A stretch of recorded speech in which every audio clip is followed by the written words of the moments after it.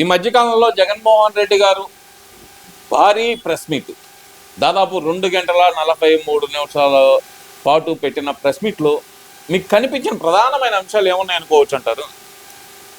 ఇప్పుడు Jaganmohan Reddy press meet ఎక్కడ పెట్టాడు? బెంగళూరు నుంచి ఉండి తాడేపల్లి వచ్చాడు. ఇక్కడ ఏం జరుగుతుందో అతనికి ఏం తెలియదు. ఏదో ఒకటి మాట్లాడాలా, అతను ఉనికి కాపాడుకోవాలని తాడేపల్లిలో ఒక రూమ్లో కూర్చొని 2 గంటలన్నర వాళ్ళ సొంత ప్రెస్ మీట్ పెట్టి ఏదో ఇష్టం వచ్చినట్టుగా. అసలు ఎవడైనా ఒక సీఎంగా చేసిన ఉన్నాడు తిరుపతిలో పరకమ్మని కేసు కానీ, లేకపోతే డాలర్లు పోయినాయి అన్నారు, డాలర్ల కేసు కానీ, ఇది చిన్నది ఇంతేనా అంటే ఏంది? నువ్వు లక్షల కోట్లు దోచుకొని పోయావు, అందుకని జనం ఎడగబెట్టారు. ఇంకా మీ వాళ్ళ కూడా, ఇంకా పార్టీలో ఉన్న వాళ్ళని అందరిని కూడా చిన్న చేయండిరా, పెద్ద పెద్ద చేయండి అనే ధోరణిలో మాట్లాడాడు. అంటే ఏంటి?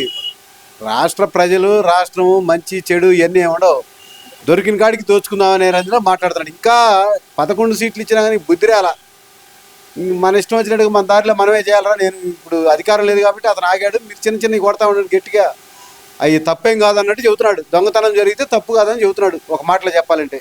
అసలు దొంగను పట్టుకుందే మేము, కేసు పెట్టిందే మేము, 72,000 అదే $9 72,000 కొట్టేస్తే 14 కోట్లు కట్టించిందే మేము, అలాంటప్పుడు మా మీద నిందేస్తారేంది మీరు అంటున్నాడు కదా. 14 కోట్లు ఎవరు కట్టించాడు? అంటే తిరుమల తిరుపతి దేవస్థానానికి ఎప్పుడు? అప్పుడే కట్టించాడు అంటారు. వీళ్ళందరూ ప్రజలకు ఎవరికి తెలియకుండా అప్పుడు అసలు కేసు ఇచ్చిందే మొన్న కదా బయటపడింది ఇవన్నీ కూడా. ఇంతలోకి ఎప్పుడో గతంలో ఎప్పుడు కట్టాడు ఈయన 14 కోట్లు? అప్పుడే మరి చెప్పలేదే మా నాయకులు మేము ఇట్లా దొంగతనం చేసామని ఆ రోజు చెప్పలేదే? ఇలా పట్టుకున్నా చెబుతున్నావు, ఆ చిన్న తప్పే కానీ చెబుతున్నావు. అసలు సమర్థీయటం ఏందంట? ఒక దొంగతనాన్ని, అది చిన్నది కావచ్చు పెద్దది కావచ్చు, సమర్థీయటం ఏంటి? అది చిన్నదేగా అనే మాట అంటే ఏంది? అది ఏం సంకేతం పంపిస్తున్నావు ప్రజలకి, రాష్ట్ర ప్రజలకి? దోచుకోండి, బలం ఉండడల్లా రాజ్యం దోచుకోమని చెబుతున్నావా ఏంటి? అంటే దోచుకోండి, దాన్ని మళ్ళీ రాజీ చేసుకోండి అని చెప్తున్నట్టయితే కనిపించిందండి. అది వాస్తవమే అనుకోవాలంటారు. మరి నాకైతే అలా అనిపించింది, మరి మీకు ఎలా అనిపించింది? వాళ్ళైతే రాజీ చేసుకుందామని అనుకుంటారు, వాళ్ళ గవర్నమెంట్ అధికారులు ఉన్నప్పుడు. దోచుకోవడం తింటే వాళ్ళకి అలవాటు కదా, అందుకని వాటాలు కుదరకపోతే రాజీ చేసుకుందాం అంటారు. చెప్పట్లో అసలు $9 పోయింది, 72,000 అంటారు. $9 పోయింది, 72,000 ఏంటంటే మాకు అర్థం కాదు. డాలర్ ఎంత కూడా తెలీదా? నీ స్క్రిప్ట్ రాసేవాడా, లేకపోతే నీ అంతా నువ్వు చదువుతున్నావా? నీకు లెక్కలు రావా? ఫస్ట్ క్లాస్ స్టూడెంట్ అండి. ఫస్ట్ క్లాస్ స్టూడెంటా? ఎక్కడ స్టూడెంట్ అయితే మరి $9 72,000 ఎందుకు చదువుతున్నాడు? ఏందండి చెప్పటం? ఏమనుకుంటున్నాడు అసలు? ప్రజలు మనం ఏది మాట్లాడినా ప్రజలు నమ్ముతారని అనుకుంటాడా ఏంది? అంటే ఫ్లోలో ఏదైనా ఒక చిన్న తప్పు మాట దొరకడం అనేది సహజం కదండి. అది ఫ్లో ఏం కాదు. ప్రశాంతంగా వచ్చాడు బెంగళూరు నుంచి, ప్రశాంతంగా కూర్చున్నాడే, అడావుడి పడాల్సిన పని లేదు. ఎవడు పిలిచాడు ఇన్ని అసలు ప్రెస్ మీట్కి? ఎవడన్నా రమ్మన్నాడా? ప్రజలు పోయి ఎవడన్నా అడిగాడా? నువ్వు అందుబాటులో ఉన్నావు అసలు ప్రజలకి? ఏదో కావాల్సినప్పుడు ఏదో నీ ఉనికి కాపాడుకోవడం కోసం మీ ఉంటారు కదా జనరల్గా పార్టీ అన్నాక ఎంతో కొంతమంది, ఏదో 4 నాయకులు పిలుచుకోవటం నీకు తోడు. మరి అప్పుడు వాటాలు ఉండేవాళ్ళు ఉంటారుగా, తీసుకున్న వాటిలో వాళ్ళందరూ పిలుచుకొని కాసేపు మాట్లాడి పిచ్చాపాటిగా వాళ్ళకి ఏదో యువతరు వాళ్ళు కూడా తిరస్కరించే ఉన్నారు. ఖాతా ఎదురు ఏం మాట్లాడలేక నెలకొండా కూర్చుంటున్నారు అంతే. జగన్మోహన్ రెడ్డి ఇదే రకంగా మాట్లాడితే మళ్ళీ కాదు పార్టీ మూసేసుకోవాల్సిందే రాబోయే 4 ఏళ్ళలో.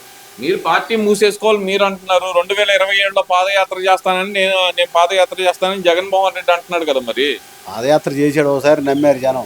చేయమను, మళ్ళీ చేయమను, ఇట్నే మాట్లాడతా చేయమను. ప్రజలకు ఏం చేస్తావో తెలియదు నీకు, ప్రజలకు ఏం చెప్పాలో తెలియదు. దొంగతనాలు చేయండి అని చెబుతున్నావు. ఎవడన్నా వింటాడండి ఆ మాటలు? ఇంకెవడో ఒకడో ఆ టైప్లో అలవాటు పడేవాడు ఉంటారు కదా తప్ప ఎవడు అంత ఇదిగా నమ్మరు అతని మాటలు. అది ఇప్పుడు ఆయన అంటుంది ఏంటంటే కనుక ప్రభుత్వం పూర్తిగా విఫలమైపోయింది. కూటమి సర్కారు అటు రైతులను ఆదుకోవడంలో కానీ, ఇటు సంక్షేమ పథకాలు అందించడంలో కానీ పూర్తిగా విఫలమైపోయింది కూటమి ప్రభుత్వం. నేను వచ్చి అన్ని గాడిన పెడతాను అంటున్నాడు కదా. మరి పెట్టాడుగా, గత 5 ఏళ్ళు చెప్పాడుగా. 3,000 పెట్టాడు పెన్షన్. ఎన్ని సంవత్సరాలకి ఇచ్చాడంటే దిగిపోయే రోజుకి ఇచ్చాడు 3,000. అప్పుడు దాకా 250 ఫస్ట్ సంవత్సరం ఎగ్గొట్టాడు. 2 సంవత్సరాలు ఇచ్చాడు, మధ్యలో 1 సంవత్సరం తీసాడు, చివరిలో పెట్టాడు 3,000 అని. మరి చంద్రబాబు గారు రాగానే అందిట్లేదు సంక్షేమ పథకాలు అన్నాడు. అన్న మాట ప్రకారం ఏ రోజైతే అన్నాడో ఆ రోజు నుంచి కూడా ఆ 3 నెలలు కూడా కలిపిచ్చాడు. ఫస్ట్ నెలలో ఆయన అధికారం రాగానే ఆ 3 నెలలు కూడా కలిపి బ్యాలెన్స్ కలిపిచ్చాడు. 3,000 కలిపి మొత్తం 7,000 కాడికి ఇచ్చాడు. ఇప్పుడు కంటిన్యూస్గా 4,000 ఇస్తున్నాడు. మాట అన్నాక మాట ప్రకారం ఇచ్చే మనిషి చంద్రబాబు నాయుడు గారు. అందుకనే ప్రజలు నమ్మారు. నీవు 151 సీట్లు ఉండగా నిన్ను 11 సీట్లలో కూర్చోబెట్టింది అందుకే. నువ్వెన్ని మాటలు చెప్పినా. ఇప్పుడు ఈ 11 సీట్లు కాదు అసలు మాకు 11 సీట్లు వస్తే ఏమైంది, ప్రజల తరపున పోరాడుతున్నామా లేదా?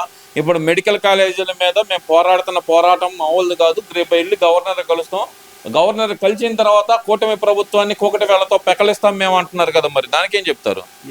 ఏంది ఆయన కోటి సంతకాలు చేస్తున్నాడు, 2 నెలల నుంచి పెట్టారు కోటి సంతకాలు. జనానికి ఏం చెబుతున్నారు తెలుసా?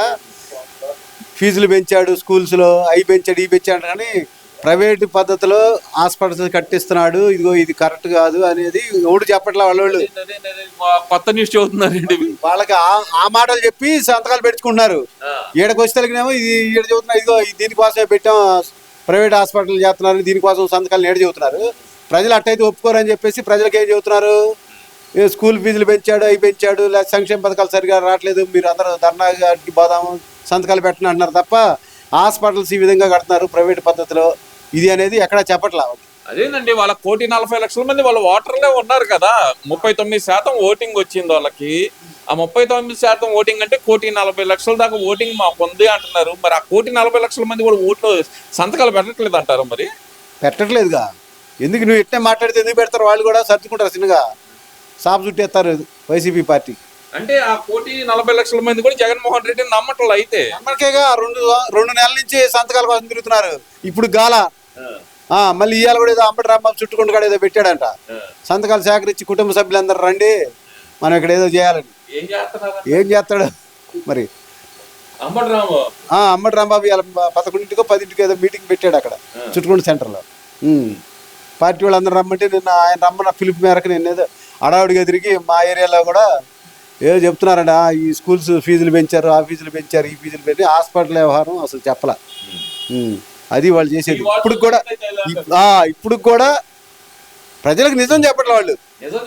నిజమైతే లేదు, వాళ్ళు చేసేది వాళ్ళకే తెలియదు, ఇంక నిజమేం చెబుతారు వాళ్ళు? అది ఎందుకోసం చేస్తున్నామో వాళ్ళకి తెలియదు. మరి తెలిస్తే ఇట్లా నిజం అబద్ధాలు చెప్పాల్సిన పనే ఉంది. అబద్ధాలు చెప్పాలి ఉండదు అన్నట్టుగా, ఇదిగో చంద్రబాబు నాయుడు గారు ఇది చేస్తున్నాడు, ఇది తప్పమ్మా అని వాళ్ళకి ఎవరైనా చేసి సంతకాలు పెట్టించుకో, తప్పులేదు. చేసేది చెప్పరు. చంద్రబాబు నాయుడు ఏం చేస్తున్నాడో చెప్పరు. ఏదోటి వాళ్ళకి నోటికి వచ్చింది, ఫీజులు పెంచాడు, అవి పెంచాడు, ఈ పెంచాడు అంటాడు. మరి మంచి పనులు కూడా చెప్పండి. చంద్రబాబు నాయుడు గారు రాగానే 4,000 అంటే 4,000 ఇచ్చాడని చెప్పండి జనానికి వచ్చే వాళ్ళని.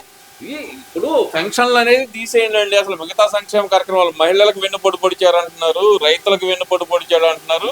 అసలుకి ఎవరికైతే కనుక లబ్ధిదారులు ఉన్నారో లబ్ధిదారులందరికీ చంద్రబాబు నాయుడు వెన్నుపోటే పొడుతున్నాడు అంటున్నారు కదా. మరి ఈయన ఏం చేశాడు? ఈయన గవర్నమెంట్లో ఉన్నప్పుడు రైతులకి తుఫాన్లు కానీ ఏమైనా వచ్చి వర్షాలు వచ్చి పైర్లు పాడైపోయినప్పుడు ఏనాడైనా పోయి ఏం జరిగింది ఒక్కసారిగా వాళ్ళు వెళ్ళి రెడ్ కార్పెట్ వేసి కార్పెట్ కాడ అటు ఇటు తిరిగి వచ్చాడు.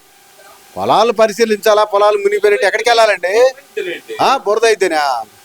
మరి అదేనండి పలకరింపు. అది ఏమన్నా అనుకుంటారని నువ్వు హెలికాప్టర్లో వెళ్ళి ఒక గ్రీన్ మ్యాట్ వేసి దాని మీద నడిచి వస్తావా? అదే మరి ఏదో ముసలోడు అన్నారు. మరి 75 ఏళ్ళ చంద్రబాబు నాయుడు గారు ఇవాళ కూడా మాకు అడ్డోదు బురదలో దిగి అసలు ఏం జరుగుతుంది, మంచి ఏంది చెడేదని పరామర్శించి రైతులను పరామర్శించాడు. రైతు భరోసా కూడా పూర్తి స్థాయిలో జరుగుతూ ఉంది. ఇప్పుడు కూడా 20,000 అడిగి పెట్టారు. అరటికాయలు ఏందో 50 పైసలు అంటే కదండి కేజీ. 50 పైసలకు కొని రైతులని మోసం చేస్తున్నాడు చంద్రబాబు నాయుడు. పంట ఏదైతే కనుక పంటకు మద్దతు ధర కూడా ఇవ్వట్లేదు, అరటికాయలు 50 పైసలకే కొంటున్నారు కేజీ. ఈ విధంగా అయితే రైతులు చనిపోరా అంటున్నాడు కదా. మరి ఇప్పుడు నువ్వేమి ఇచ్చావు రైతులకి? ఏమైనా అరటికాయలకి ఏమైనా ఇచ్చావా? అరటి తోటలకి నువ్వేమైనా ఇచ్చావు చెప్పు? 5 ఏళ్ళు గత 5 ఏళ్లలో దెబ్బతినలేదా? ఇది అప్పుడు అరటి రైతులు తుఫాన్లు గాలులు వచ్చి కానీ వీటికి వర్షాలు వచ్చి కానీ దెబ్బతినలేదా? అప్పుడు బాగొచ్చు కదా, అప్పుడు పోయి ఇవ్వచ్చు కదా నష్టపోయిన రైతులకి. నువ్వేమి ఇవ్వకుండా ఇవ్వలేదా మాట్లాడతావేంటి? ఏది ఎక్కడ జరిగినా కానీ ఇలా రైతు పక్షంగా తెలుగుదేశం పార్టీ ప్రజెంట్ చంద్రబాబు గారి గవర్నమెంట్ పనిచేస్తూ ఉంది. ఎవరు కూడా రైతులు రోడ్డు ఎక్కి మాకు ఇది రాలేదు అది రాలేదు కావాలని కొంతమంది ఎక్కడో ఒకటి అరా జరిగింది వాస్తవమే, కానీ ఏది వాళ్ళు అది కూడా కావాలని చేయటం, ఇలా ఉనికి కాపాడుకోవడం కోసం చేయటం తప్ప స్వచ్ఛంగా రైతులు వచ్చి ఇదిగో మాకు ఈ ఇబ్బంది ఉంది అని చెప్తున్నారు. దాన్ని సాల్వ్ చేయడానికి చంద్రబాబు నాయుడు గారు ఏ విధంగానైనా సరే లోకల్ నాయకత్వం కానీ లేకపోతే బాబు గారు వచ్చి పెద్ద సమస్య అయినప్పుడు బాబు గారు వచ్చి పరామర్శిస్తున్నాడు. రైతులు వింటున్నారు ఆయన మీద నమ్మకం ఉంచి ఇస్తాడులే మనకు మంచి పని చేస్తాడులే అనే ఉద్దేశంతో ఉండరు, కానీ రైతులు ఎవరు ఇబ్బంది పడతారు. సరే అండి, మరి పాదయాత్రకు వస్తున్నాడంటే జగన్మోహన్ రెడ్డి ఎలాంటి స్వాగతం లభించవచ్చు అంటారు ఆయనకి? చూద్దాం, ఎవరు స్వాగతం అనేది మనం చెప్పేది కాదుగా, ప్రజలు చెప్పాలా. ఎలాంటి స్వాగతం పలుకుతారనేది ప్రజలు చెప్పాలా.